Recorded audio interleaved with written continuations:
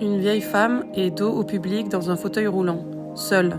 Elle semble regarder le film. Extrait du film d'animation The Snow Queen, 1957, en langue originale russe. Ce n'est pas traduit. Noir. Lumière vive d'hôpital. La vieille n'a pas bougé. Plusieurs fauteuils sont autour d'elle. En cercle, vide. On reconnaît le décor d'un salon d'EHPAD. Au centre, un téléviseur éteint.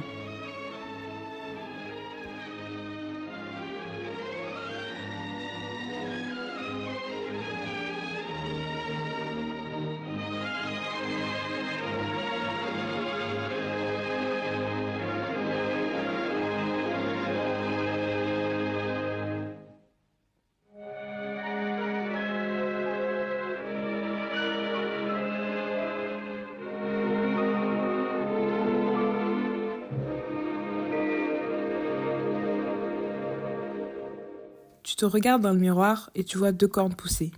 Puis, le miroir se brise. Un morceau méchant se loge dans ton œil encore valide et tu ne peux plus pleurer la beauté mourante.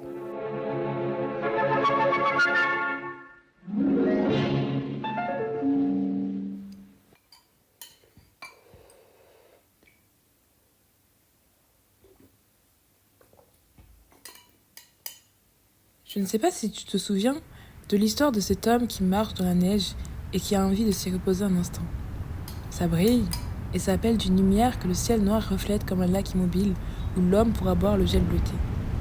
Il se penche du côté blanc et expose le front à la noirceur des arbres en haut de la tête. Il se penche du côté blanc, ou plutôt, il bascule dans cette torpeur qu'il désire maintenant comme un feu. Здравствуйте, вы, друг детей всего мира, Ганс Христиан Андерсен. Птицы, цветы, стулья и даже этот старый шкаф. Все рассказывали ему свои сказки и истории. Немало их он узнал от меня. Ведь это про меня он сказал. Никто на свете не знает столько сказок, сколько знает их Оля Мукойе. Да! Je vais vous raconter la seconde histoire. Maintenant, écoutez bien. 2 enfants de pauvres gens avaient trouvé moyen d'avoir mieux qu'un pot de fleurs et presque un jardin. Leurs parents demeuraient dans une étroite ruelle. Ils habitaient 2 mansardes en face l'une de l'autre. Les toits des 2 maisons se touchaient presque. On pouvait sans danger passer d'une gouttière à l'autre et se rendre visite. L'hiver, leur plaisir était interrompu. Les fenêtres étaient souvent gelées et les carreaux couverts d'une couche de glace. Les enfants faisaient alors chauffer un shiling de cuivre sur le poêle. Ils l'appliquaient sur le carreau et cela formait un petit Judas tout rond, derrière lequel étincelait de chaque côté un œil doux et riant. C'était le petit garçon et la petite fille. Ils se nommaient Kai. Elle se nommait Gerda.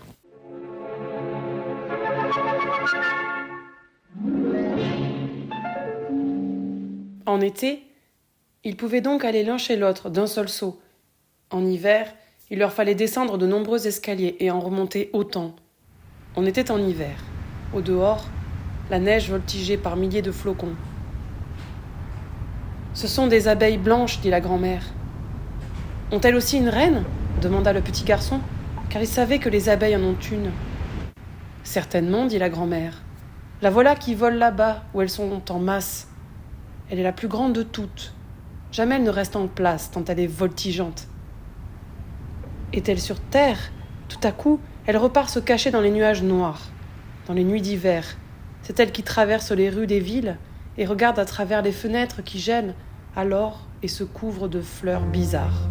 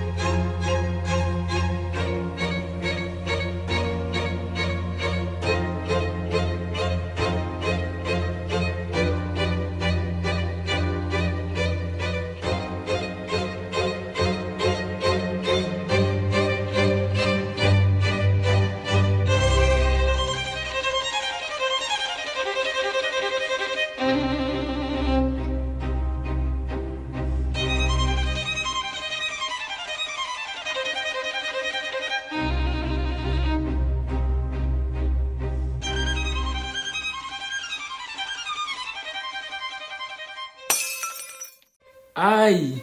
Il m'est entré quelque chose dans l'œil. Aïe, aïe! Quelque chose m'a piqué au cœur. Je ne vois rien.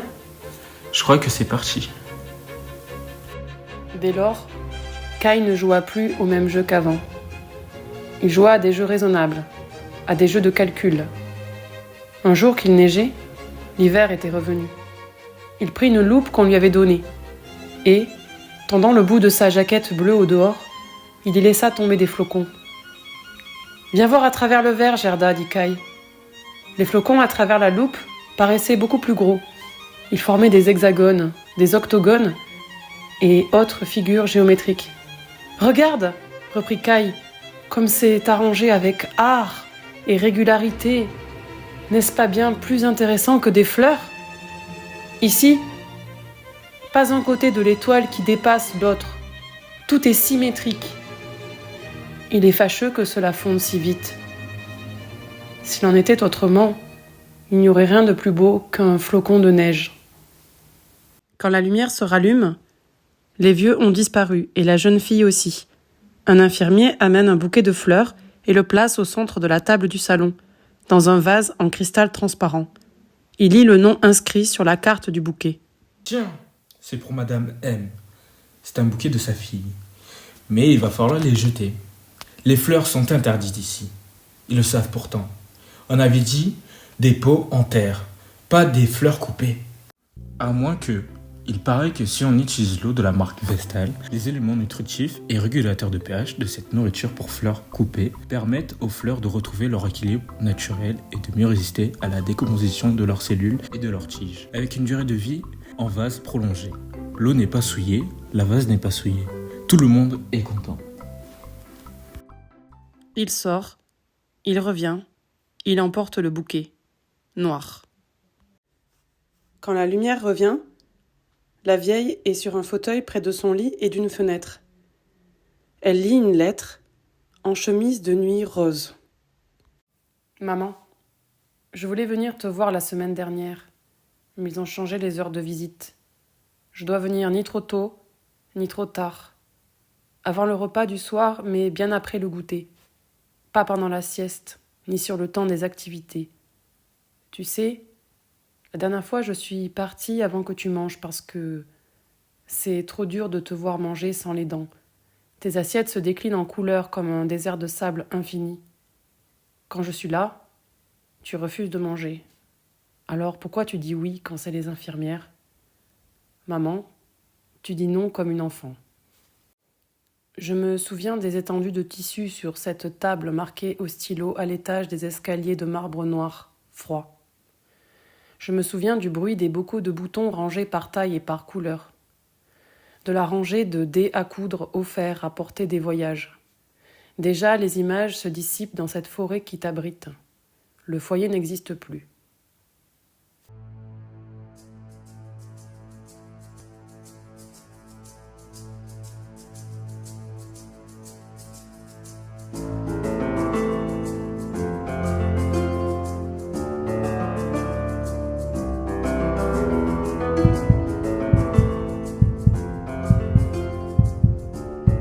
Viens.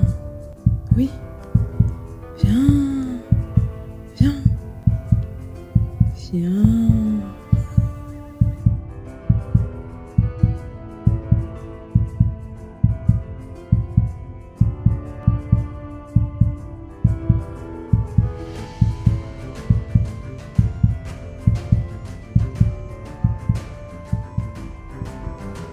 La vieille se lève de son fauteuil et s'en va.